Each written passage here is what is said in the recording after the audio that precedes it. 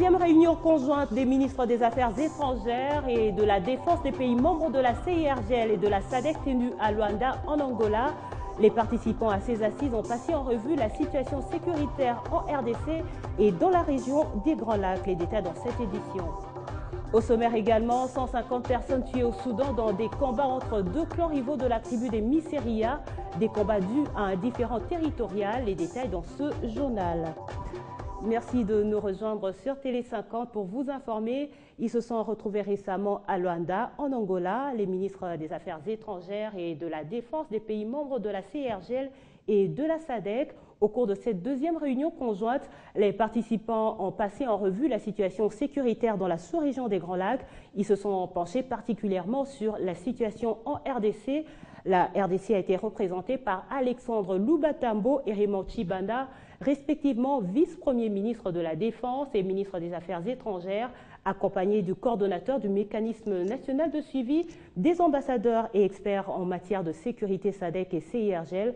L'essentiel de cette rencontre avec le secrétaire exécutif de la CIRGL. Nous avons pu faire l'inventaire et passer en revue la situation actuelle de toutes les forces négatives, groupes armés qui sévissaient dans l'est de la RDC. Nous avons apprécié les efforts fournis par les FARDC essentiellement, avec l'appui de la MONUSCO Brigade d'intervention pour l'éradication et la défaite du M23, pour la destruction de toutes les places fortes d'Adef Nalou et pour la reddition de bon nombre des éléments du groupe Maï Maï. En ce qui concerne les FDLR, vous savez qu'il y a eu un mini-sommet au mois de mars, plus précisément le 25 mars ici à Luanda, sous la présidence du président Dos Santos, et qu'il avait été décidé d'accélérer le processus de rapatriement, de désarmement volontaire et rapatriement continu des éléments des FDLR, et également d'entreprendre des actions militaires contre les récalcitrants, ceux qui résisteraient. Donc nous évaluerons où est-ce qu'on en est et qu'est-ce qu'il faut faire pour renforcer la stabilisation de l'Est de la RDC. Côté RDC, la priorité du gouvernement est la fin de l'existence des forces négatives sur le territoire congolais.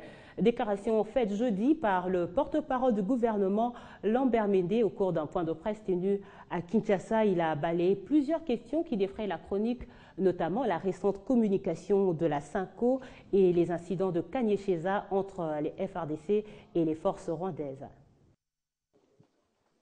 C'est la première apparition du porte-parole du gouvernement de la République démocratique du Congo devant la presse après le 54e anniversaire de l'indépendance du pays célébré en grande pompe. Le fait que depuis hier, à Luanda, en Angola, ici devant les journalistes, venus nombreux au rendez-vous, Lambert Mende va axer son speech sur essentiellement 3 points. Le désarmement volontaire des FDLR, les incidents FARDC-RDF à Kanyesheza et la récente communication de la SYNCO. Pour la République démocratique du Congo, pour son président et son gouvernement, la priorité dans ce dossier des rebelles rwandais reste la fin de leur présence sur le territoire de la République démocratique du Congo.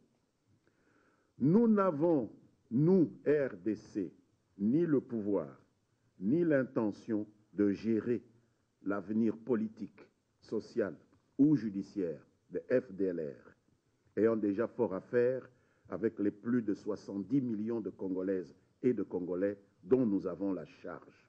Le porte-parole du gouvernement a déploré le mensonge du Rwanda en rapport avec la situation qui a prévalu tout récemment à Kanyesheza, quand on sait que ce sont les éléments de l'armée rwandaise qui ont violé le territoire congolais. Les enquêtes des experts de la CIRGL l'ont d'ailleurs prouvé. Le gouvernement congolais n'a pas apprécié la manière dont les faits relatifs à ces incidents de Kanyesheza ont été manipulés et travestis. On a parlé d'une violation du territoire du Rwanda par une section des éléments des forces armées de la République démocratique du Congo qui auraient eu l'intention d'aller voler des vaches, sans blague.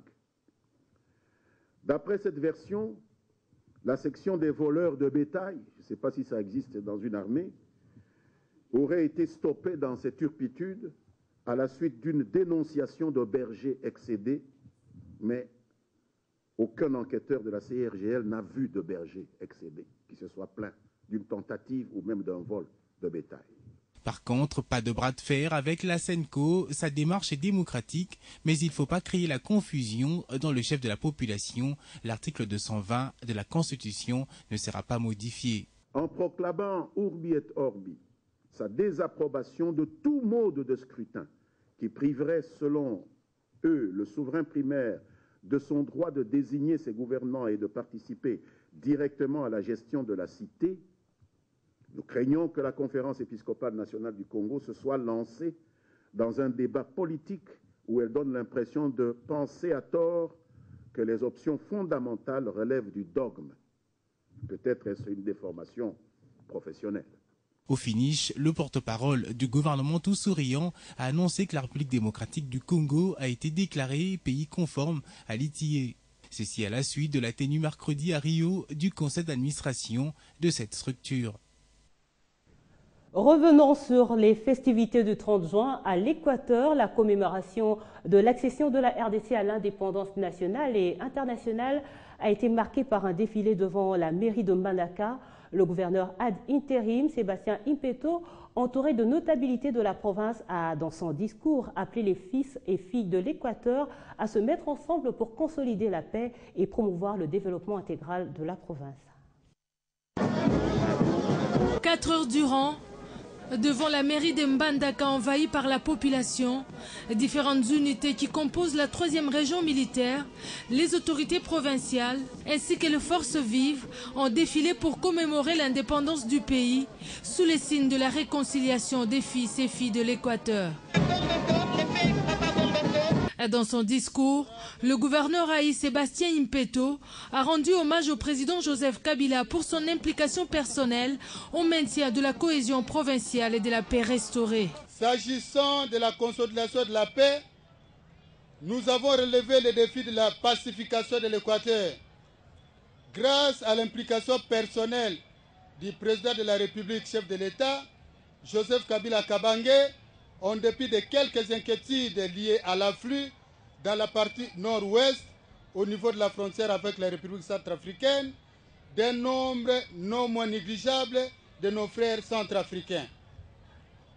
La province, avec le concours des services de sécurité, suit de près la gestion de ces dossiers et des camps sont organisés à cet effet précisément à Mole au sud d'Ubangi et à Inke au nord Ubangi. C'était une occasion aussi pour l'exécutif provincial d'auréoler les pionniers de l'indépendance, à commencer par Patrice Emery Lumumba, ainsi que ceux qui ont milité pour l'éveil de la conscience nationale.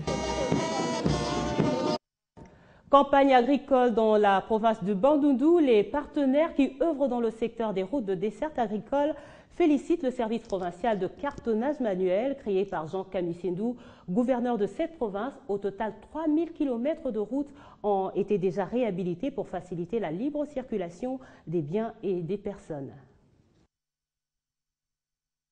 Le service provincial de cartonnage manuel du Bandundu, c'est proclame en sigle, vient de convaincre presque tous les partenaires qui œuvrent dans le secteur routier dans la province du Bandundu. C'est au cours de la tenue de la 2e Assemblée générale routière organisée récemment par le ministère provincial du secteur Bandundu que cette vérité vient d'être dévoilée.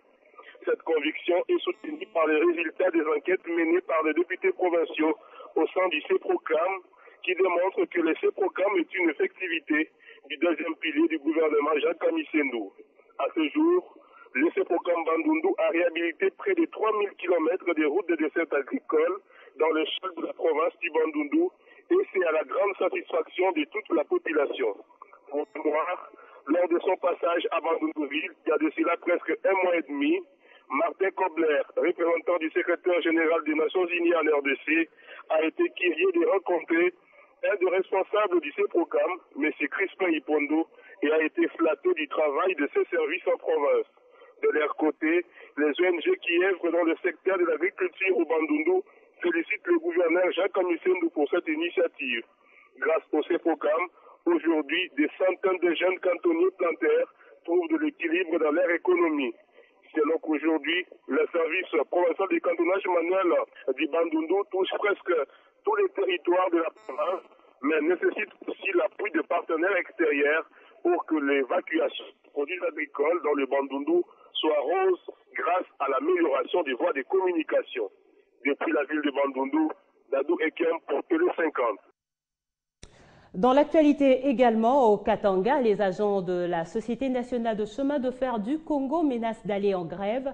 Alerté par cette situation, le président de l'Assemblée provinciale, Gabriel Kyungu, et le gouverneur Moïse Katumbi demandent au gouvernement central d'honorer ses engagements vis-à-vis de cette entreprise ferroviaire. Et dans le reste de l'actualité, 4 juillet, fête de l'indépendance des États-Unis. Les festivités sont perturbées par le passage d'Arthur dans plusieurs villes de la côte Est. À Boston, le traditionnel concert en plein air de l'orchestre symphonique Boston Pops et le spectacle pyrotechnique qui l'accompagne ont été devancés d'une journée par mesure donc de précaution. Ce vendredi, les météorologues s'attendent à ce qu'Arthur atteigne le niveau d'ouragan de catégorie 2. Il devrait traverser ou passer à proximité d'Outer Banks en Californie du Nord, entraînant pluie, vent violent, ondes et tempêtes dangereux courants d'arrachement.